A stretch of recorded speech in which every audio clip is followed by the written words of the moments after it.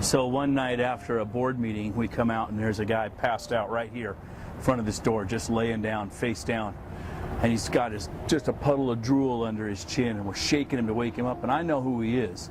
And we're shaking him, and guy can actually play beautiful piano and things. I've never seen him this drunk. He's so drunk, he's passed out. We're trying to wake him and roust him, and it's no good. And finally we say, well, let's call 911. And while we're waiting for the fire truck to show up, we keep trying to shout to him and shake him and wake him up and see if he's going to be okay. Suddenly he just says, "Sing for me," laying down flat in his face. "Sing for me." I'm like, what? What do you want? "Sing for me." So you want me to sing for you? "Yeah." He won't raise his head, can't open his eyes. So I lay a hand on his shoulder and I lay a hand on his back and I start singing. Amazing grace, oh how sweet the sound. Boom, his eyes snap open. I keep singing. It saved a wretch like me.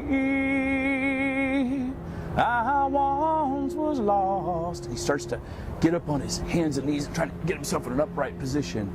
Oh, but now I'm found. I was blind, but now I see. By then, he's sitting up against the wall like this, leaning against the door. And I get him to an upright position as we keep singing. We get to the third chorus, and he's standing up with me now. He's got his arms raised, and he's praising God as we're singing about 10,000 years how we're going to be in heaven. In the end, I'm kind of like, well, tell me, Super Dave, what are you doing here? Why are you here?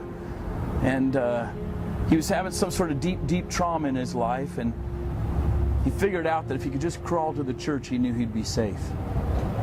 And fire truck showed up about then, and they were mad at us because we'd called them for some drunk, and that was all. And so they ended up getting loading their stuff back up. Dave wouldn't take any treatment, and they drove back to the firehouse. And Dave wouldn't go to detox. He wouldn't be checked into the hospital, so he staggered off down the street to the homeless shelter. And I was asking Jesus about that, wondering, are we really doing anything here? I mean, really, did we really help? Does anything make a difference here? I'm watching him stagger down the street. And Jesus says, well, what do you know about that? And I was thinking to myself, well, I know that people drink when they're in pain. And I know that when they're drunk, they're aware of what they're doing. Mostly, they just don't care anymore.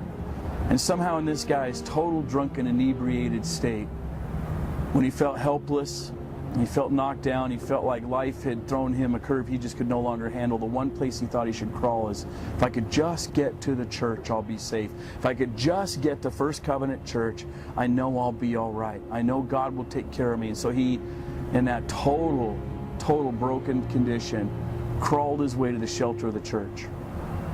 You know, he didn't come here because we preach great sermons. He didn't come here because our music's great. He didn't come here because our services are wonderful. To my knowledge, he's never been to a church service. He's been to our meals quite a bit.